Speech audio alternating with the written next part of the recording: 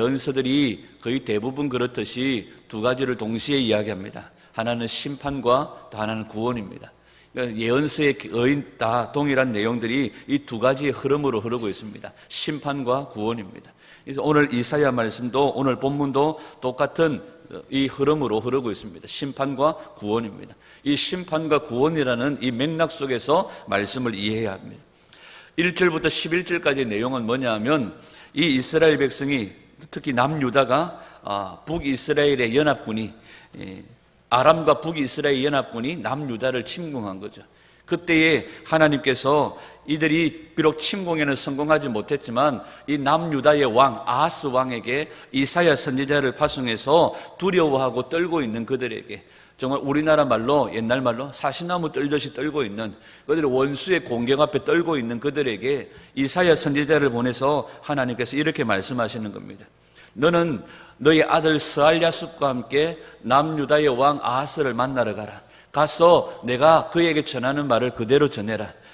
이스라엘 북이스라엘과 아람의 연합군들이 너를 치러 올 것이지만 너를 침공하지 못할 것이다. 너를 침략하지 못할 것이다. 그들이 너를 향하여 여러 가지 말을 가지고 위협하지만 그들이 너의 땅에 한 발자국도 들어오지 못할 것이다. 그러니까 너는 두려워하지 마라. 놀라지 마라. 내가 너와 함께 하겠다. 이 말씀을 이사야를 통하여서 아하스 왕에게 전달하는 거예요. 하나님께서 함께 하시겠다. 그러니까 두려워하지 마라. 염려하지 마라. 그들이 너의 땅을 한 발자국도 들어와서 침공하거나 침략하지 못할 것이다. 유다를 쳐서 겁을 주고 다른 왕을 세울 것이다. 너를 패하고 다른 왕을 세울 것이다. 이런 여러 가지 말로 너희들을 위협하지만 두려워하지 마라. 내가 너와 함께 할 것이다. 그들의 계략은 절대로 성공하지 못할 것이다. 그들의 모든 원수의 침략은 절대로 성공하지 못할 것이다. 이사야를 통하여서 하나님께서 유다의 아하스 왕에게 이 소식을 전하게 하신 거예요. 그러면서 이사야를 통하여서 하나님께서 아하스에게 뭐라고 말씀하시느냐 하면, 하나님께서 너를 붙들어 주시고 하나님께서 너를 지켜주시고 너를 보호해 주실 것을 어떤 한 징조를 구해라. 그러면 그 징조를 통하여서 내가 너와 함께 한다는 것을 보여주겠다. 무슨 징조든지 무슨 것이든지 구해라. 그러면 내가 그 징조를 통하여 내가 너와 함께 한다는 것을 보여주겠다. 알게 하겠다. 이렇게 말한 거예요. 그때에 이 아하스 왕이 이사야 선지자의 이 말 앞에 나는 절대로 징조를 구하지 않겠습니다. 나는 하나님을 시험하지 않겠습니다. 이렇게 이야기하는 거예요. 이 고백을 보면 신명기 6장 16절에 보면 주 너희 하나님을 시험치 말라 하는 말씀이 있어요. 그러니까 이 아하스 왕이 생각할 때에 아하스 왕의 이 고백이 나는 하나님을 시험하지 않겠습니다. 나는 하나님께 징조를 구하지 않겠습니다 하는 이 고백이 신명기 6장 16절의 말씀처럼 주 너희 하나님을 시험치 말라 하는 말씀에 너무너무 순종하고 있는 것처럼 보여요. 그런데 사실상 이 아하스의 고백은 불신앙의 고백입니다. 신앙적인 행동이 아니라 불신앙의 고백을 하고 있다는 것을 보게 되어지죠. 13절 말씀을 한번 같이 읽습니다. 이사야 7장 13절입니다. 시작. 이사야가 이르되 다윗의 집이여 원하건대 들을지어다. 너희가 사람을 괴롭히고서 그것을 작은 일로 여겨 또 나의 하나님을 괴롭히려 하느냐. 아하스의 말은 하나님을 시험하지 않겠다고 이야기하지만 이 본문 13절의 말씀을 통하여서 볼 때에 이 아하스의 믿음의 고백이 아니라 이 아하스의 고백은 불신앙의 고백이요 신앙적인 행동이 아니라는 것을 알 수 있습니다. 이사야가 왜 네가 하나님을 괴롭히느냐, 하나님의 그 엄중한 말씀 앞에 내가 너를 도와주겠다, 너를 보살펴 주겠다, 두려워하지 말고 염려하지 말고 무엇이든지 징조를 구해라 하나님께서 말씀하시는데 마치 신앙적인 행동인 것처럼 하나님을 시험하지 않겠다고 말하는 이 아하스를 향하여서 아하스의 행동은 불신앙의 행동일 뿐만 아니라 하나님의 분노를 드러내는 행동이라고 그렇게 말씀하시는 거죠. 14절을 한번 같이 읽습니다. 시작. 그러므로 주께서 친히 징조를 너희에게 주실 것이라. 보라, 처녀가 잉태하여 아들을 낳을 것이요 그의 이름을 임마누엘이라 하리라.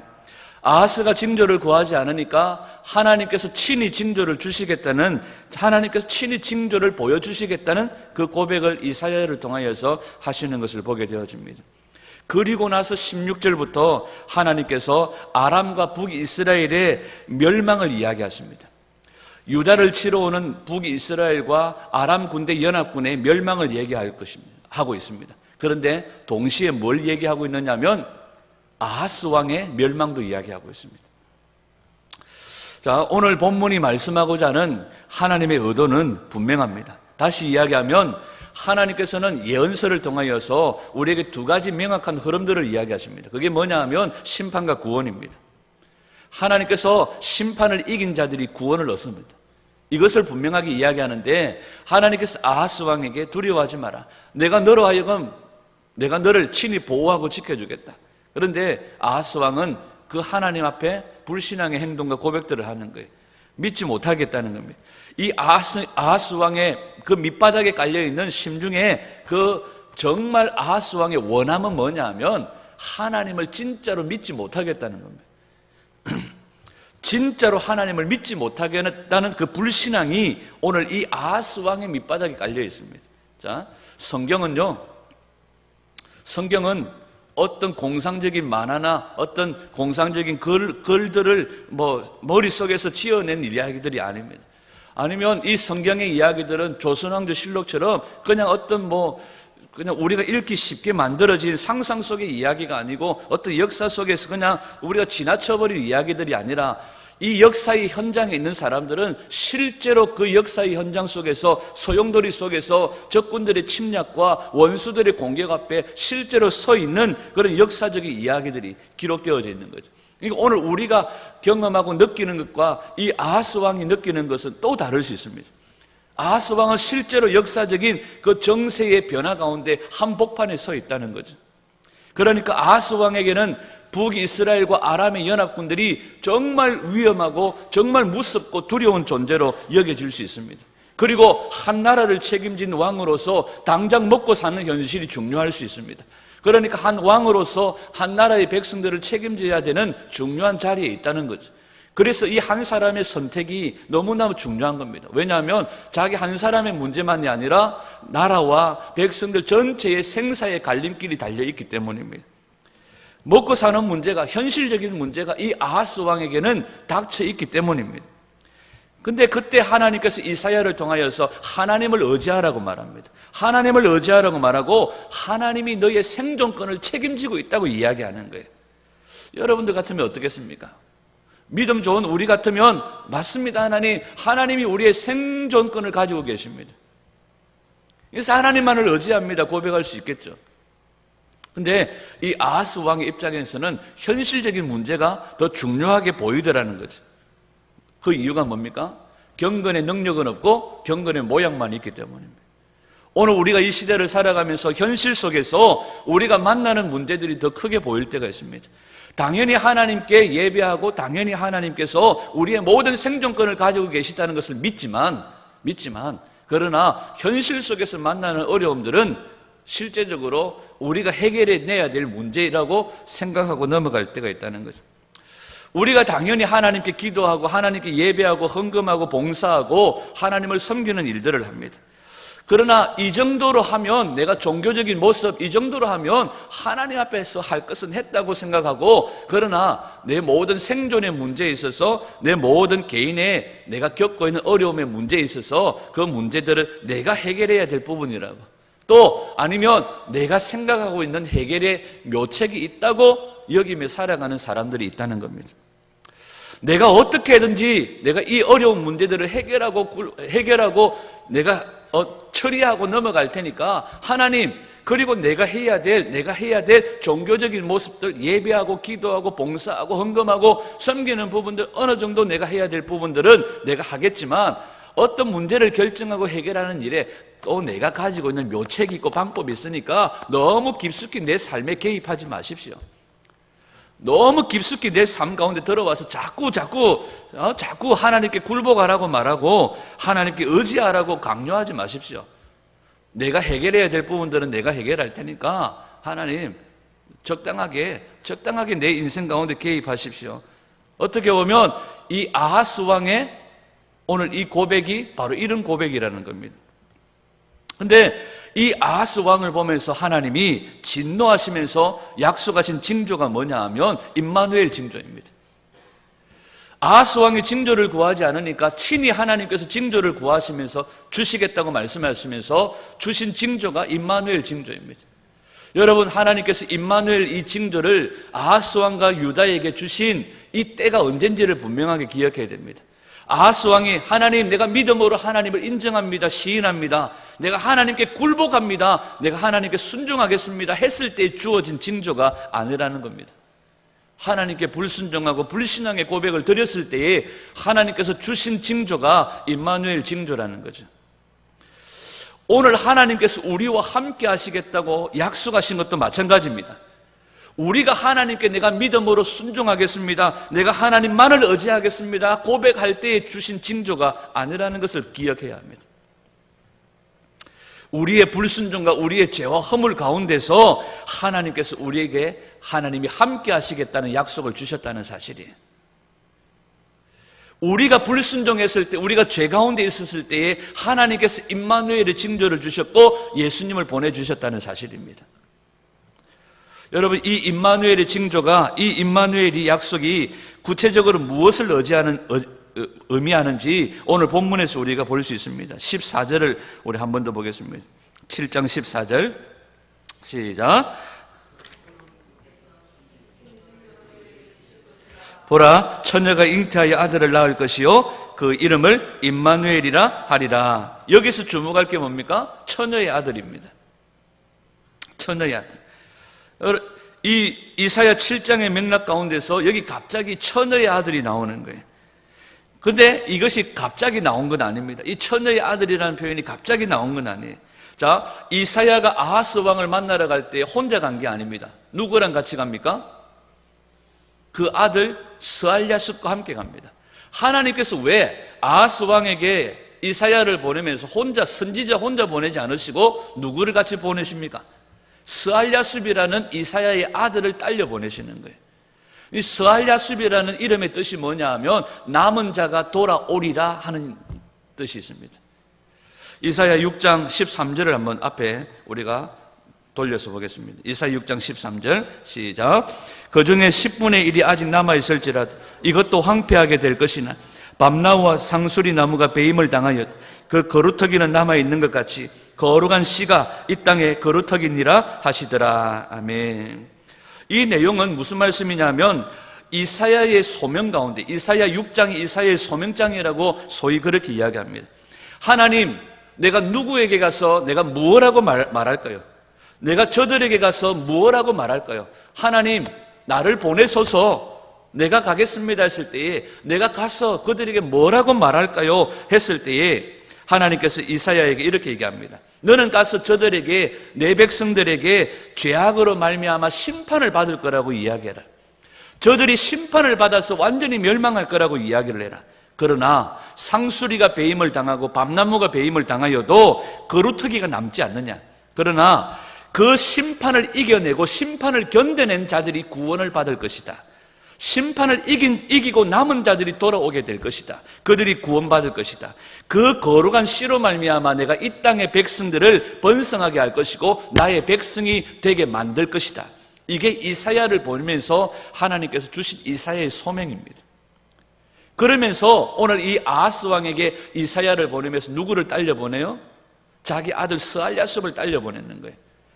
근데 스알랴숲이 가가지고요, 말을 한마디 했다든지, 그곳에서 뭐 춤을 췄다든지, 뭐 옷을 벗었다든지, 아무것도 한 적이 나오지 않습니다. 스알랴숲은 그냥 그대로 이사야를 따라가서 그냥 옆에 서 있는 것밖에 없었습니다. 아무것도 한 것이 없이 그냥 옆에 서 있었어요. 그런데 성경은 이 스알랴숲이 그 자리에 서 있는 것 자체가 징조였다고 말합니다. 서 있는 것 자체가 예언이었고 서 있는 것 자체가 하나님의 메시지였습니다. 왜냐하면 그 이름의 뜻이 뭡니까? 남은 자가 돌아오리라. 이것은 6장에서 말씀하신 것처럼 심판을 이겨내고 심판을 이긴 자가 구원을 받을 것이다. 한마디로 이 스알랴숲 그 자체가 예언이요, 스알랴숲 자체가 하나님의 메시지였다는 거죠. 그러면서 이 스알랴숲을 통하여 보여준 메시지가 누구를 통하여서 완성되어집니까? 임마누엘을 통하여서 완성되어짐을 말씀하십니다. 이것이 마태복음 1장 21절에서 이 임마누엘이 누구라고 얘기합니까? 그의 이름이 예수라고 말씀하십니다. 이 스알야습을 통하여 보여진 하나님의 메시지가 예수님을 통하여서 완성되어짐을 우리에게 가르쳐 주는 거죠. 여러분, 이것이 무엇을 말합니까? 심판을 이긴 자가 구원을 받을 것임을 우리에게 말씀합니다. 하나님께서는 이사야와 그의 아들을 통하여서 아하스 왕에게 하나님의 뜻을 보여주셨던 것처럼 하나님께 부인하지 못할 명백한 징조, 임마누엘의 약속을 보여주신 것처럼 오늘 이 임마누엘은 하나님의 심판과 심판을 이겨낸 자들이 구원받을 것이라는 이 말씀들을 오늘 이사야를 통하여서 우리에게 가르쳐주고 있는 거죠. 그러면서 이 처녀의 아들을 통하여서 이 예언의 실체가 완성되어짐을 우리에게 가르쳐줍니다. 그리고 이 처녀의 아들이 바로 예수 그리스도이심을 우리에게 가르쳐주고 있고요. 그리고 이 처녀의 아들이 예수 그리스도가 하는 일이 뭐냐? 자기 백성을 저들의 죄에서 건져내는 것이 이 처녀의 아들 예수 그리스도가 하시는 일이심을 우리에게 가르쳐줍니다. 마태복음 1장 21절 오라 처녀가 잉태하여 아들을 낳을 것이요 그의 이름은 임마누엘이라 하리라 하셨으니 이를 번역한 적 하나님이 우리와 함께 계시다 함이라.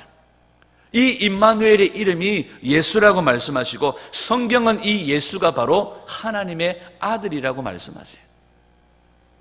여러분, 이 예수님, 하나님의 아들이라고 말씀하시는 이 예수님을 통하여서 오늘 이사야를 통하여 보여주셨던 모든 하나님의 예언, 심판을 이긴 자들이 구원을 받을 것이다 하신 이 예언의 말씀이 이 아들을 통하여서 완전히 완성되어짐을 우리에게 가르쳐주고 있다는 거죠. 요한복음 3장 17절과 18절을 같이 읽습니다. 요한복음 3장 17절 18절 시작. 하나님이 그 아들을 세상에 보내신 것은 세상을 심판하려 하심이 아니요 그로 말미암아 세상이 구원을 받게 하려 하심이라.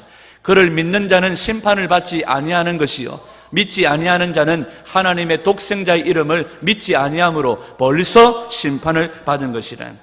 하나님께서 그의 아들 예수님을 세상에 보내심으로 하나님은 세상에 이미 뭐가 이루어졌다고 말씀하십니까? 심판이 이루어졌다고 말씀하세요. 하나님의 심판이 이 땅 가운데 벌써 이루어졌다고 말씀하시고 그 아들을 믿는 자들이 심판을 이기고 구원을 받은 거라고 성경은 이야기하십니다. 오늘 우리가 그의 아들 예수님을 믿는다는 것은 심판을 이기고 구원받은 것을 이야기합니다. 우리는 심판을 이기고 구원을 받은 자인 줄 믿습니다. 인간이 죄를 범한 순간 하나님의 심판은 이미 시작되어졌고 그 아들이 세상에 오심으로 세상 가운데 하나님의 심판은 이미 이루어졌습니다. 그리고 마지막 날 완전한 심판 가운데 모든 범죄한 자들이 하나님을 거역한 자들이 다 그 심판의 진노 앞에 다 무너지게 될 것입니다.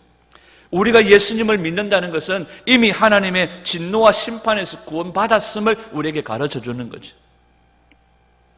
그래서 우리가 예수님을 믿는다는 것은 그냥 보통 일이 아니라는 겁니다. 우리가 하나님을 예배한다는 것은 그냥 보통 일이 아니라는 겁니다. 왜? 우리가 진노에서 심판에서 구원받은 자이기 때문입니다. 여러분, 때로는 우리가 병들거나 어렵거나 사업에 실패하거나 무슨 문제를 만나면 우리가 소위 쉽게 얘기하고 당사자도 마찬가지지만 제3자도 쉽게 하는 얘기들이 있습니다.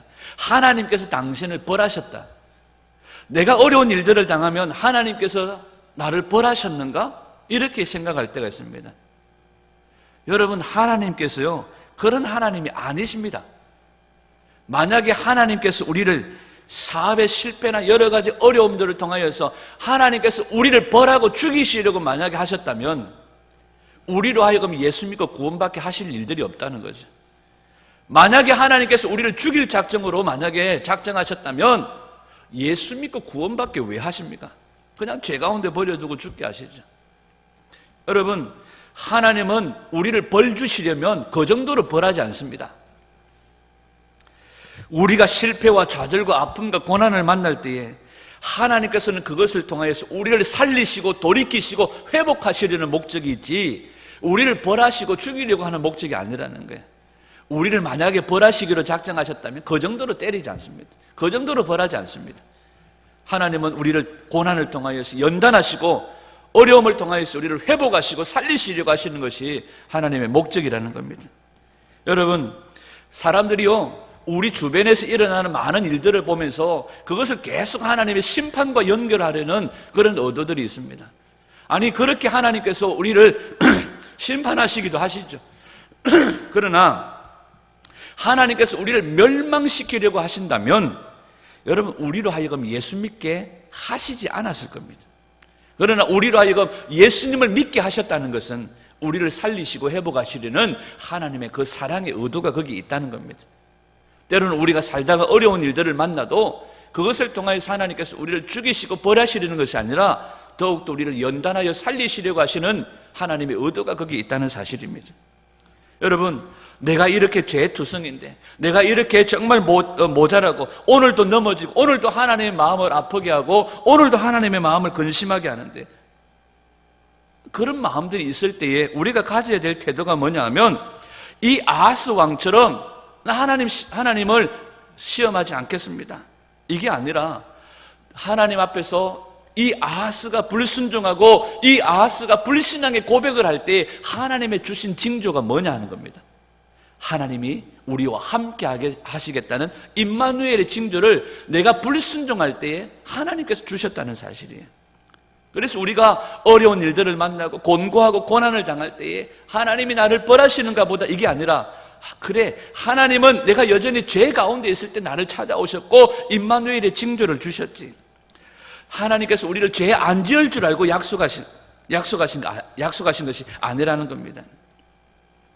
내가 여전히 죄 가운데 있을 때 주님은 임마누엘의 징조를 주셨고 함께 하시겠다는 약속을 주셨다는 사실이에요. 여러분, 하나님의 능력에는 한계가 없습니다. 하나님의 능력에는 한계가 없습니다. 우리가 예수님을 믿지만 이스라엘 백성들이 출애굽 이후에 광야의 생활을 경험했던 것처럼 우리가 예수님을 믿지만 우리 인생 가운데 광야가 있을 수 있습니다. 우리 인생 가운데 마라의 쓴물을 만날 수도 있습니다. 물이 없어서 가라는 그런 어려움을 통과할 때도 있습니다. 먹을 것이 없어서 원망할 수밖에 없는 상황들을 만날 때도 있습니다. 그러나 우리가 기억해야 될 것은 그때에도 여전히 하나님은 능력의 한계가 없으신 하나님이십니다. 그때에도 여전히 우리에게 임마누엘의 징조를 허락하신 하나님이십니다. 이스라엘 백성들을 광야에서 이끄시고 먹이시고 마시게 하셨던 그 하나님이 여전히 우리의 하나님이십니다. 여러분, 우리가 어려울 때일수록 하나님은 그 백성과 함께 하십니다. 우리가 어려울 때일수록 우리가 더욱 하나님을 의지하고 나아가야 될 줄 믿습니다. 우리 삶에 지쳐도 우리가 낙심할 필요가 없습니다. 가장 절망적인 순간이 우리가 하나님을 의지하고 우리가 하나님을 바라기에 가장 좋은 순간인 줄 믿습니다. 아멘. 우리가 가장 어려운 순간에, 우리가 가장 절망적인 순간이 바로 임마누엘의 하나님을 바라기에 가장 최적의 순간임을 우리가 기억해야 될 줄 믿습니다. 우리가 연약함에도 불구하고, 때로는 죄를 지을 줄 알매도 불구하고, 우리가 불신앙의 고백을 할 때에 임마누엘의 징조를 주셨다는 사실들을 기억하셔야 합니다. 여러분, 하나님께서는 우리에게 예수 그리스도라는, 예수님이라는 하나님의 약속을, 명확한 징조를 우리에게 보여주셨습니다. 우리가 죄 가운데 있을 때에 그분은 우리 죄를 위해서 십자가에 죽으셨어요. 오늘 하나님께서 우리에게 이렇게 질문하실지 모르겠습니다. 내가 너를 중간에 버릴 것이라면 왜 내가 너희들을 구원했겠냐? 내가 너희들을 구원하여 끌고 가다가, 내가 너희들을 구원하여 너희들을 끌고 가다가 중간에서 너희들을 포기하고 멸망시킬 것이었다면 왜 내가 너희들에게 예수를 보냈겠냐? 여러분, 우리 하나님은 절대로 그런 하나님이 아니십니다. 모세가 이스라엘을 향하여 선포하던 중보 기도의 내용 가운데 어떤 기도를 합니까?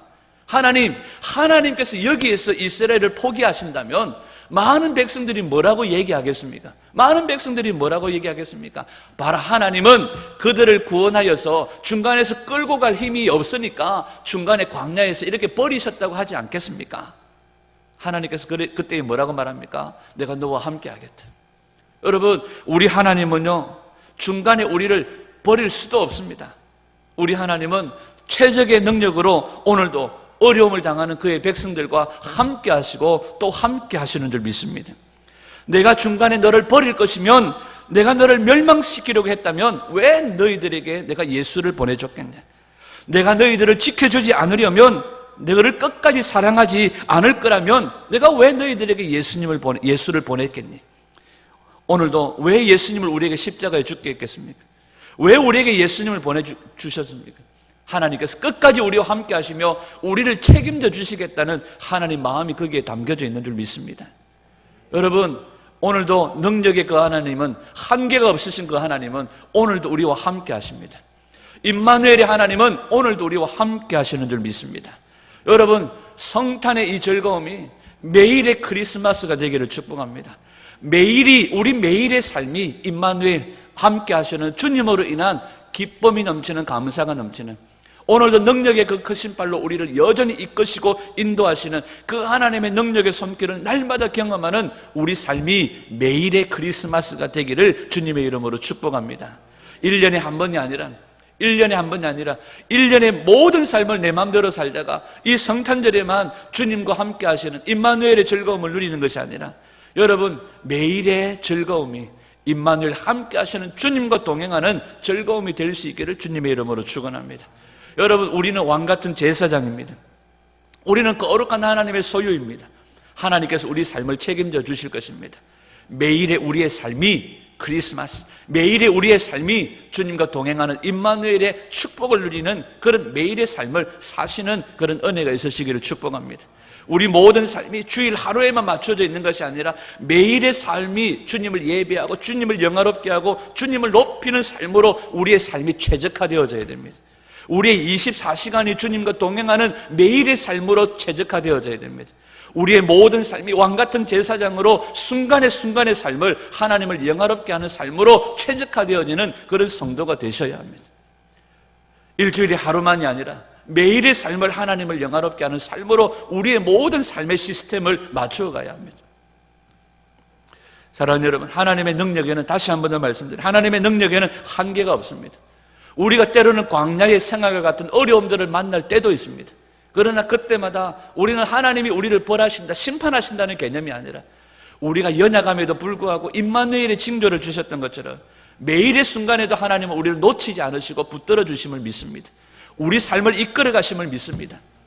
그것이 바로 우리에게 보내주신 예수님이 징조인 줄 믿습니다. 여러분, 우리의 연약함에도 불구하고 예수 그리스도를 보내주신 아버지의 사랑을 기억하면서 오늘도 우리 매일의 삶이 주님과 동행하는 임마누엘, 매일의 삶이 주님과 동행하는 크리스마스, 성탄의 즐거움, 매일의 삶이 우리 삶을 이끌어 가시는 하나님으로 인하여 즐거워하는 그런 복된 은혜의 삶이 되시기를 예수님의 이름으로 축원합니다. 기도하겠습니다. 하나님, 허물과 죄로 인하여 하나님의 엄중한 심판 앞에 피할 곳이 없었던 우리들입니다. 그런 우리들을 위해서 예수님께서 하나님의 심판을 십자가에서 대신 받으셨습니다. 그리고 우리에게 구원이라는 선물을 주셨습니다. 예수님이 우리에게 없다는 것이 얼마나 무서운 일인지를 깨닫습니다. 그리고 우리가 이 세상에서 그 어떤 고통과 시련을 겪는다 할지라도 예수님을 믿는 것이 얼마나 놀랍고 감사한 일인지 오늘도 다시 한 번 더 말씀으로 깨닫게 하시니 감사합니다. 하나님께서 우리에게 예수님을 보내신 것이 하나님이 우리를 사랑하시는 가장 명확한 징조임을 깨닫고 확신합니다. 그 믿음으로 예수님을 의지하고 예수님을 사랑하며 살아가는 우리 모든 성도들이 되게 하여 주시옵소서. 사망을 이기시고 진정한 남은 자가 되시는, 거룩한 생명의 씨가 되시는 우리 예수님으로 인하여 즐거워하는 저희들이 되게 도와 주시옵소서. 아하스 왕처럼 세상의 권력을 의지하고 세상의 힘을 의지하고 세상을 의지하며 동분수조하는 모습이 바로 우리의 모습임을 고백합니다. 하나님을 믿는다고 하지만 하나님은 언제나 3순위가 되어지고 뒷전으로 밀려나는 그런 삶을 살았음을 고백합니다. 하나님, 나를 믿고 사람을 믿고 그 다음에 하나님을 찾을 때가 있음을 고백합니다. 하나님, 이 성탄을 맞이하여 우리 삶에 하나님을 1순위에 올려놓고 나의 지혜를 다하는 것도 하나님의 역사의 통로가 되게 하여 주시고 다른 사람의 손길을 통해서도 하나님이 역사하심을 믿고 온전히 우리 삶 가운데 하나님이 1번이 되어지는 우리 삶이 되게 주여 인도하여 주시옵소서. 아버지 하나님, 언제나 어디에서나 하나님의 능력은 한계가 없음을 믿습니다. 이전의 광야 생활 같은 어려움들이 우리에게 닥칠 때도 있습니다. 그러나 언제나처럼 하나님이 함께 하시는, 하나님을 의지하라는 이 믿음의 고백들을 오늘 우리가 들으면서 언제나 하나님을 의지하며 달려가는 저희들이 되게 도와주시고, 어려울 때일수록 하나님을 더 의지하는 저희들 되게 도와주시고, 우리 삶에 지쳐도 낙심할 필요가 없음은 가장 절망적인 순간이 하나님을 바라기에 가장 좋은 순간임을 고백하며 오늘도 하나님을 의지하는 매일의 우리의 삶이 주님과 동행하는 크리스마스가 되게 하여 주시옵소서. 예수님의 이름으로 축복하며 기도드리옵나이다.